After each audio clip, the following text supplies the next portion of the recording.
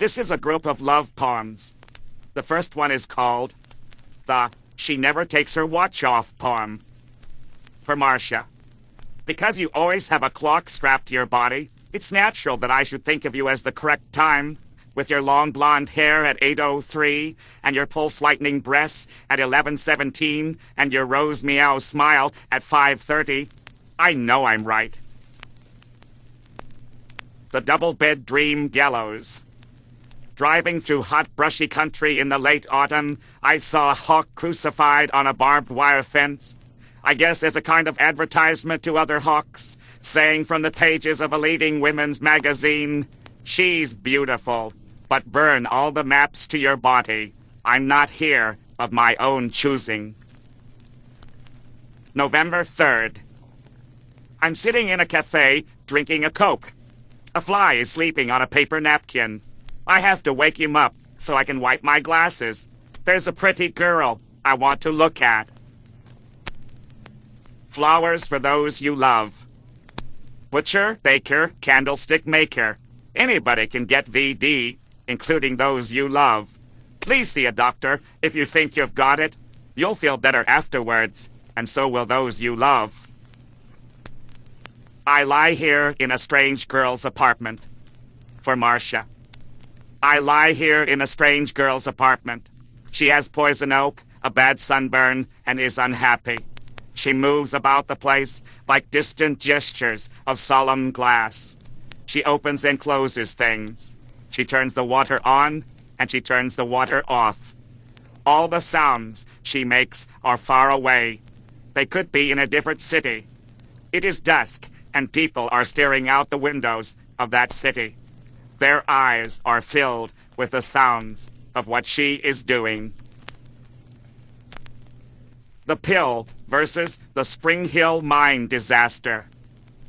When you take your pill, it's like a mine disaster. I think of all the people lost inside of you.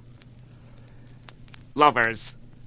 I changed her bedroom, raised the ceiling 4 feet, removed all of her things and the clutter of her life, painted the walls white, placed a fantastic calm in the room, a silence that almost had a scent, put her in a low brass bed with white satin covers, and I stood there in the doorway, watching her sleep, curled up, with her face turned away from me.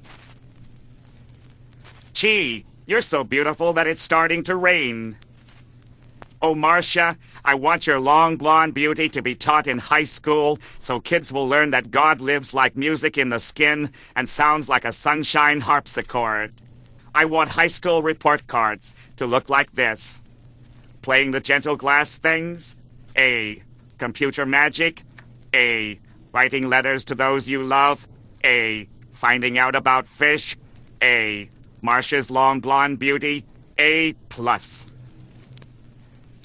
I cannot answer you tonight in small portions. I cannot answer you tonight in small portions.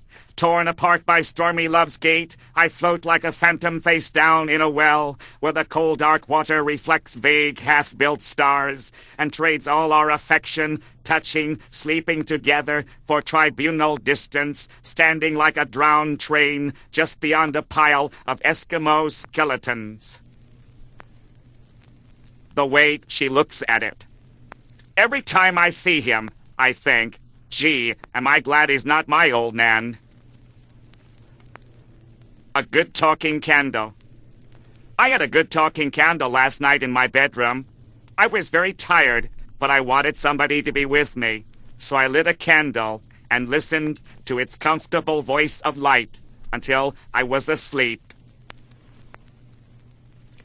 I live in the 20th century. For Marcia. I live in the 20th century, and you lie here beside me. You were unhappy when you fell asleep. There was nothing I could do about it. I felt helpless. Your face is so beautiful that I cannot stop to describe it, and there's nothing I can do to make you happy while you sleep.